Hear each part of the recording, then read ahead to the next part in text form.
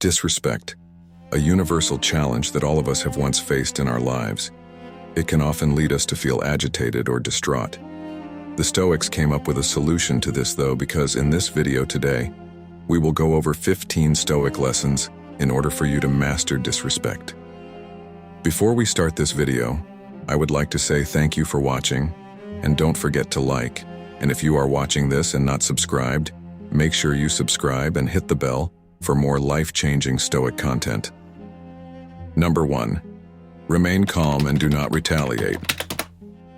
When someone insults, disregards, or provokes you, it's tempting to get angry and seek revenge. But retaliating will only further inflame the situation. Take a deep breath and pause when you feel your temper flaring after being disrespected. Count slowly to 10. Press your tongue to the roof of your mouth. This technique can quickly calm the nervous system. Remember that lashing out aggressively, even if the urge feels justified, usually makes things worse long term. It is better to gather control of yourself first before responding, if a response is even needed. Beyond refraining from retaliation in the heat of the moment, avoid taking revenge later on when emotions have cooled too. Trying to get even by passive-aggressively harming the other in return continues the cycle of disrespect. As Marcus Aurelius stated, the best response is not to become like the wrongdoer. Maintain your own principles and treat the other with dignity, even if they do not reciprocate at first. Your example can help elevate the situation. With patience and self-discipline, remain the calm eye of the storm when encountering disrespect. This level-headed strength often diffuses and transforms volatile situations better than reactive anger. Number 2. Consider the source. As Seneca stated, "He who takes offense when no offense is intended is a fool. Yet he who takes offense when offense is intended is also a fool, for the wise man ignores insults." When someone is insulting or demeaning, pause to reflect before reacting. Is their behavior a reflection of their own pain, insecurity, or ignorance, rather than an accurate judgment of you? Do they have unresolved issues skewing their reactions? In scenarios like customer service, recognize disrespectful behavior often arises from stress rather than anything to do with you. Do not take transient interactions personally. Compassion for their suffering can help you let go of offense. More broadly, consider how people's perceptions and assumptions tend to say more about them than about external reality or others. Our subjective judgments are shaped by our biases and past experiences. What people attack in you often mirrors what they attack in themselves. Their disrespect does not necessarily imply any lack of merit in you. Keep inner faith in your value regardless of how anyone else behaves. Let it roll off your back while maintaining steadfast dignity and self-knowledge. The wise do not internalize insults. Number 3. Be the bigger person. When insulted or mistreated, pause before reacting negatively. See it as a test of your principles and resilience. Find the wisdom and strength to rise above the urge for retaliation. Reply with calm assertiveness rather than aggression. You can set clear boundaries and protect yourself without stooping to insults or meanness in return. Make reasonable requests for changed behavior, but don't demand or command. If the disrespectful behavior persists, know when to walk away temporarily or permanently from the situation and relationship, but do so with integrity, not explosive venting or passive-aggressive parting shots. Maintaining poise and respectfulness when provoked transforms not just the conflict, but your own character. Each difficult interaction contains an opportunity to demonstrate principles of understanding, patience, and courage. As Marcus Aurelius wrote, "To bear trials with a calm mind robs misfortune of its strength and burden." Disrespect loses its power to disturb you when you face it with virtue. Lead by uplifting example. Number 4. Focus on what you can control. As Epictetus said, "It's not what happens to you, but how you react that matters." When insulted or mistreated, avoid wasting energy on trying to change the other person or ruminating endlessly about the situation. You cannot dictate their attitudes or behavior, but you have full agency over your response. Ask yourself constructive questions like, how can I handle this with composure and ethics? What can I learn from this about myself and my principles? What is the most dignified way to move forward? Channel your power into the sphere of influence available, staying rooted in values, acting with integrity, calmly advocating for fair treatment when viable, and controlling the message you tell yourself. Of course, seek to improve circumstances through reasonable action when feasible, but without attachment to controlling uncontrollable things like someone else's conduct. Serenity comes from focusing only on what is within your power. Disrespect may be unavoidable at times, but you always can choose whether to respond with wisdom and principle or react with disturbance and blindness. Your control begins within. Number 5. Accept that you cannot please everyone. No matter how kind, skillful, or wise you are, some people inevitably will be disrespectful or dislike you. This is beyond your control. Reflect careful why on the root causes when someone treats you disrespectful. Why? Does their behavior perhaps stem from vastly different values, worldviews, and experiences rather than anything about you personally? Remind yourself people have a right to their preferences and opinions, even if they differ from your own. You need not take differences of taste as personal affronts. There are countless factors outside your influence. Of course, reflect on feedback to consider if you have room to improve your conduct. But not all criticism is fair or accurate. Discern mindfully which reflects inner issues of the critic versus your own shortcomings. As the Buddha taught, some will hate you, some will love you. This is beyond your control. Do your best to treat all kindly, but accept you won't be everyone's cup of tea. Make peace with this inevitability. Your worth is not dependent on pleasing the whole world. Stay grounded inwardly, following your own conscience. Manage your emotions skillfully when disliked, but don't expect universal approval. It cannot be forced. Number 6. Reflect on whether any of their criticism has validity. Stoics know we all have flaws and room for growth. Handle even disrespectful feedback thoughtfully. When someone attacks or mocks an element of your character, avoid knee-jerk defensiveness. Pause and review their feedback rationally once emotions have settled down. Ask yourself, might this criticism highlight a genuine weakness in me? Even if the delivery is harsh, be open to usefulness of the message. Is there any room for improvement or virtues to cultivate related to the flaws they pointed out? Do an honest self-inventory before rejecting criticism outright. Of course, not all feedback is accurate or worthy of integrating. Use discernment to determine what comes from their own issues versus your genuine shortcomings. Consider the source's wisdom and motivations before fully accepting their critiques. Thank those giving constructive feedback, even painfully so. There is opportunity for growth even in hurtful remarks if you search for the lesson with humility. Our enemies often point out weaknesses our friends gloss over to be kind. The Stoics know we are all imperfect and have room to improve ourselves each day. Even from disrespect, wisdom can emerge if you listen for it. Handle feedback with rational discernment rather than dismissing our critique as simply unfair. Number 7. Remember that we all make mistakes. Feelings of anger and desire for retribution are natural when insulted or mistreated. But holding resentments rarely benefits you in the long run. It chains you energetically to the one who hurt you. Ask yourself whether a slight disrespect merits your ongoing distress and demand for vengeance. Is it better to simply forgive unskillful behavior that was not deeply malicious and move on? As Marcus Aurelius put it, the best response is not to become like the wrongdoer. Wish them well instead. Forgiveness demonstrates courage and principles. Of course, some acts of disrespect cross lines requiring accountability or removal from your life. Use wisdom to discern unhealthy patterns necessitating boundaries from simple misunderstandings, warranting grace. But for minor disputes, a short memory often serves happiness. As Epictetus said, we should control our anger and restrain it in narrow bounds, lest it become our master. Avoid blown conflicts. The respectful and wise know all people sometimes speak or act unskillfully, but kindness, patience, and forgiveness heal rifts. Renew your spirit by releasing lesser offenses. Choose your battles judiciously. Number 8.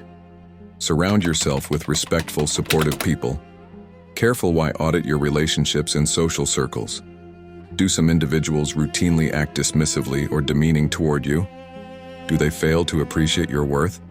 Consider limiting contact with those who bring out the worst in you. Even if disconnecting completely isn't feasible, such as with difficult family members, try to minimize time spent together. Interact only briefly and under controlled conditions where possible. Manage your exposure. Fill your life instead with those who treat you with basic decency while encouraging your growth. Those resonating with your values make all the difference. Good company uplifts your whole being. Of course, have compassion even for toxic people. But protect your energy too. Relationships should empower both parties, not drain one. You teach others how to treat you by what you tolerate. Surround yourself with those who see your light rather than cast shade upon it. Life opens up exponentially when you let some connections recede to make room for fulfilling bonds aligned with your highest self. Number 9.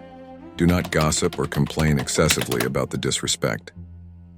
Venting often makes you dwell on negatives and gives the situation more power over you. Of course, share disrespectful incidents with close confidants who offer healthy support and perspective. But avoid fixating endlessly to anyone who will listen. This reinforces victimhood and negativity. When you feel the urge to gossip or complain arise, pause first.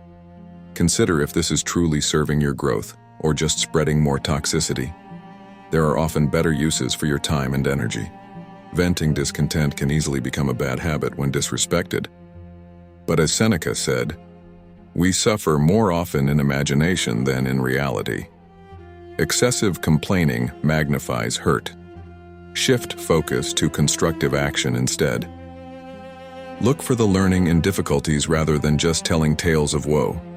Frame experiences neutrally as opportunities to demonstrate virtues like forgiveness, courage, and patience when communicating. Avoid words that blow up the significance of the disrespect. Be wary of confirmation bias in commiserating with those who only agree with your perspective. See the bigger picture. Speaking of grievances can release emotions in the short term but keeps you stuck in victimhood. Handle difficulties philosophically within yourself rather than amplifying negativity outwardly. Number 10. Keep an emotional distance from those who mistreat you. When someone insults you, recognize it says more about their issues and character than your value as a person. Their opinions come from their subjective perspective, not any absolute truth. Don't take attacks personally. Keep inner faith in your own worth and principles regardless of others. Conduct. Their disrespect does not actually diminish your value. Remain grounded in self-knowledge rather than looking to them for validation. Of course, no one enjoys being attacked, but the impact on your spirit is within your power to manage. As Marcus Aurelius advised, choose not to be harmed, and you won't feel harmed. Don't feel harmed, and you haven't been. Do not allow the shortcomings of others to become your own by permitting their words to infiltrate how you see yourself. You remain fully in control over your dignity and inner peace. Externals cannot penetrate your mind and heart without consent. Keep your spirit elevated beyond reach of unjustified criticism. Number 11. Maintain your integrity and values. When insulted or mistreated, it's tempting to betray your principles in reaction, maybe demeaning them back, sabotaging their reputation, or even groveling for validation. But these reactive ploys only diminish your worth further. Rather than playing their game, stand firm in who you are. Keep exemplifying kindness, understanding, and fairness even if the other does not reciprocate in a frustrating conflict. Do not let their behavior drag you down. As Epictetus put it, dare to look up to God and say, "Make use of me for the future as thou wilt. I am of the same mind. I am one with thee. I refuse nothing which seems good to thee." Have faith in your higher purpose. Of course, be willing to examine your own conduct to see if you have room to improve. But do not abandon your core principles or adopt unethical behavior. Compromise on superficial matters, but not your soul. Staying rooted in your wisdom and conscience earns self-respect and integrity. These become your steady anchor in any stormy conflict. Handling disputes with rational virtue reveals true strength and maturity. Number 12. Be polite and professional, but stand up for yourself when necessary. Default to being courteous and extending basic respect to those who mistreat you. Take the high road, but avoid allowing harmful behavior to continue unaddressed in the name of peacekeeping. Passivity backfires. When disrespected, first call it out politely. Please do not speak to me that way. Or, those remarks were hurtful and unjustified. Give them opportunity to recognize and adjust their conduct. Assume good intent initially. Be firm and fair in establishing your boundaries. Of course, remove yourself immediately from any interaction turning verbal or physically aggressive. Do not remain mistreated for sake of etiquette. But even then, part ways while upholding your own authority and principles. Find power in embodying essential dignity for yourself and all people. With principled courage and highest mutual care, much conflict can be transformed. Lead by drawing out the angels in human nature. Number 13. Realize you cannot force others to respect you. When disrespected, it is tempting to reactively blow up or cave in, trying to coerce. Respect through intimidation or obsequiousness. But these strategies undermine self-worth further. Authentic respect cannot be compelled. Understand that other people's choices to be polite or not ultimately stem from their own judgments and inner state. Your attempts to control their behavior externally only lead to frustration and loss of personal power. Focus instead on self-respect, upholding your own standards of integrity, independent of how anyone else chooses to act. Lead by example through demonstrating principled, rational responses that speak for themselves. As Gandhi said, "I cannot teach you violence as I do not myself believe in it. I can only teach you not to bow your heads before anyone even at the cost of your life." Stand tall internally. When you remain composed and ethical amidst mistreatment, you earn self-respect through courage and virtue. Your inherent dignity shines bright enough to inspire it in others when conditions allow. Nurture it first within. Number 14. Focus on the positives. When insulted or mistreated, it's easy to fall into self-pity and dwell on negatives. But wallowing in victimhood tends to breed more unhappiness, not conflict resolution. Counterbalance it with gratitude. Make a list of your positive qualities and valuable contributions. Remember all the people in your life who do love, respect, and support you. Review your achievements and capabilities. Consider the disrespectful person's own positive attributes as well. Their flaws likely coexist with good intentions and virtues in areas you lack information about. Assume fundamental human dignity. Sit with the reality that you have gifts to offer and are worthy of respect just for being you. But release attachment to receiving it from every person. Peace comes from within, not needing validation. Focusing on the light during times of darkness provides perspective and protects against distorted thinking. Be proud of your merits while having compassion for those unable to appreciate them fully, at least for now. As Carl Jung put it, "I am not what happened to me, I am what I choose to become." Your circumstances and treatment do not define your worth. Shine on, undeterred. Number 15. Take the long view on life's ups and downs. When embroiled in conflicts or mistreated, recall times in your past you overcame similar trials, even if they felt devastating in the moment. You are stronger than you know. This too shall pass. Look at difficult scenarios as opportunities to demonstrate principles of understanding, resilience, and grace under fire. How you respond defines you more than what happens. Endure nobly like the greats you admire. Consider how petty occasional disrespect will seem in 10 years' time. Of all the experiences shaping your life, don't exaggerate one's significance. Keep perspective. Of course, take reasonable steps to establish healthy boundaries and uphold justice, but do so patiently, rooted in the bigger picture. temporary conflicts need not derail you from your higher aims. Respond to trials with wisdom of one who has overcome greater ordeals. Allow life's brevity and eternity to frame each insult in perspective. You remain forever. If you are listening to this, thank you for staying till the end. If you feel any of these Stoic lessons resonated with you today, feel free to start a Stoic discussion in the comments. I welcome Stoic discussions as they are what the great Stoics like Marcus Aurelius and Seneca advised for. If you enjoyed the video, don't forget to like, and if you want more content like this, subscribe and hit the bell. Thank you for watching, and as always, I hope you find peace and serenity in the Stoic ways.